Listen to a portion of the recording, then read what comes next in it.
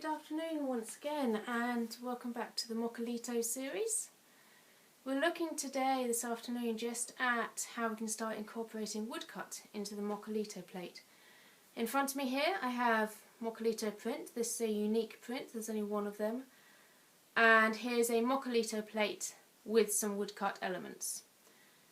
Now all of the marks you can see, ignoring the woodcut at the moment, all of the marks you can see on the Mokulito plate in the black are all sort of done by the tools we've been covering in the last few workshops. I've left the ink on this plate after I printed it, so it's easier for you to see quite clearly where the marks are. We've got a lovely touche swoop here. There's some very fine dip pen touche work again here.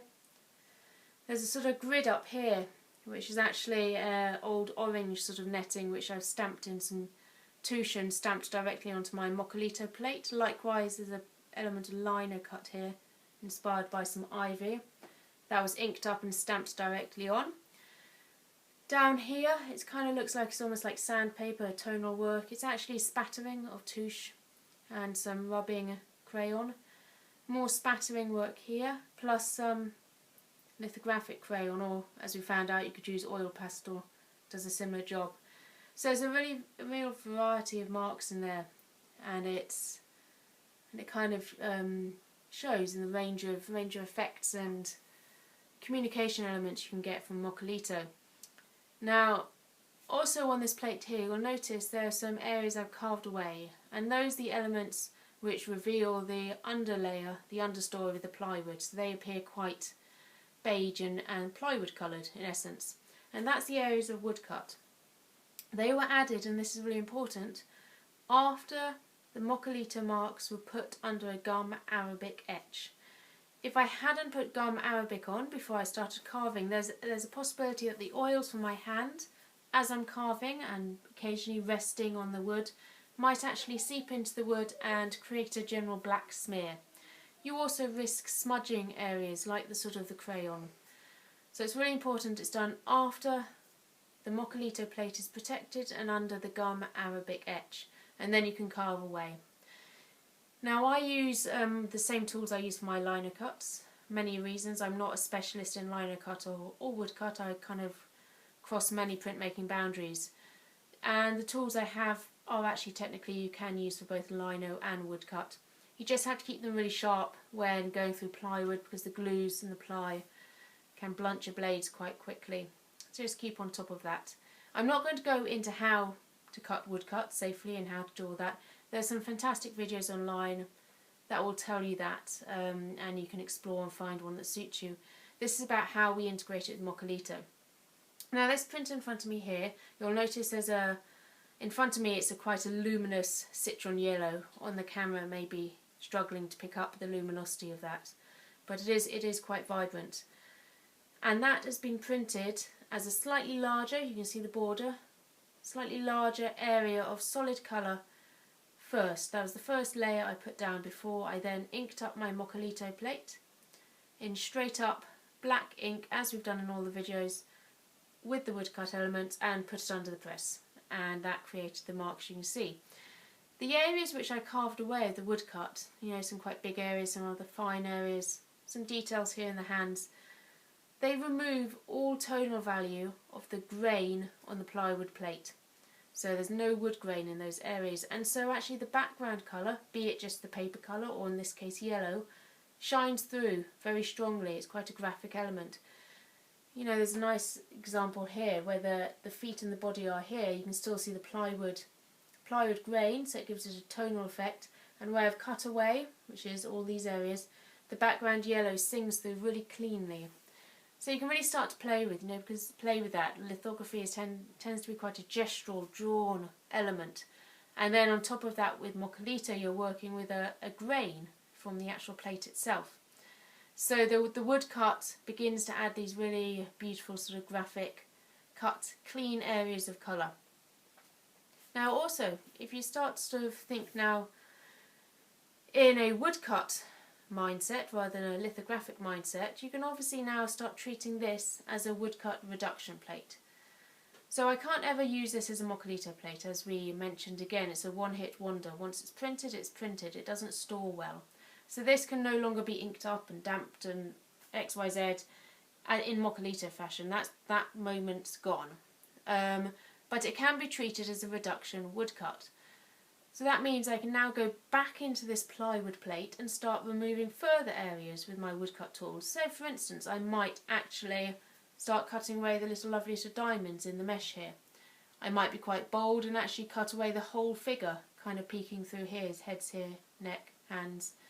I might even remove the whole swoosh. And the advantage is I can see all my lines because the Mokulito image is still on this plate. And then, once I've done further woodcut elements, I could ink it up in a colour.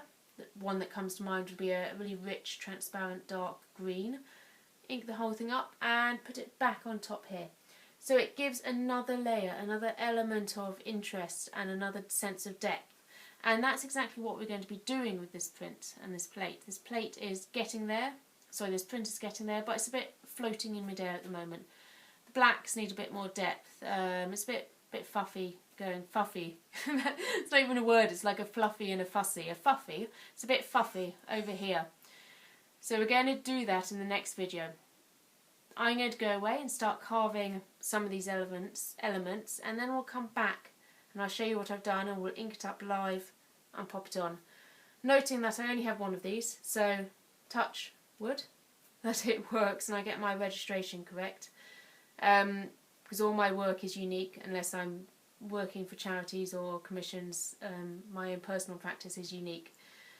So having now just introduced the idea of the woodcut element in Mokulito, I'm going to go away in the next day or so, do the carving, and then we'll come back and reconvene and we'll print this as a reduction woodcut on top of this. But you can see where this is going and why it's quite exciting. You know, suddenly lithographic marks are combined with woodcut marks and it can transform the image. It can start integrating and hybridizing all these printmaking techniques. It also gives you more to create with this plate. There's more sense of depth you can create. There are more marks and expressions you can make to try and communicate to the viewer what you're trying to say. So that's what we'll do next. I'll go away, cut some marks, and we'll come back and print this under the press as a sort of, I think probably we will go transparent dark green. So have a think about that. If you've done some Mokulito plates and you printed them and tested them, you can now go back into them and treat them as a woodcut. Even if you haven't done the woodcut marks before you print it, as it were, you can go back into it now. You can start treating it as a woodcut now to go on top of your Mokulito, which is really exciting. Before I leave, I will just quickly again plug, and you're probably all getting fed up with this, but I'm going to do it anyway. Obviously these videos I do for completely free. I don't ever wish for pay for them. I do them because I love arts education and I love teaching, and I feel it's important to offer these things for free. And so I've been starting a crowdfunding campaign to basically set up the infrastructure for a print shop in our house, which would house a stone lithographic press and my etching press and a few more facilities, so that I would be able to do more of these videos and more videos in a professional setting. At the moment, you know, I'm literally hanging on a washing line, which is counterbalanced by my partner's pants and our daughter's pyjamas, so that the iPad doesn't slip off the rails of the washing line. So it's a very professional setup, as I've just highlighted, but it does the job. But the idea of the crowdfunding campaign would be to actually generate a professional setup, so more of these can be provided, so that I can do one-on-one teaching locally, so people don't have to travel for miles, because, you know, we don't know what the future holds. That might not be possible. And also so I can do more community events and printmaking projects within our local community and beyond. So it's a really good campaign. I need all the support and exposure possible, please. Thank you so much. There's a video on the YouTube channel about it. If you go to crowdfunding and search Washroom Print Shop, that's the Washroom Print Shop, or follow my link in the bio on my Instagram feed, it takes you all there. There's a lot more details and everything. I really appreciate any support, and thank you. And I shall see you in a day or so with the next instalment of the Woodcut Mokulito saga. Thank you for listening.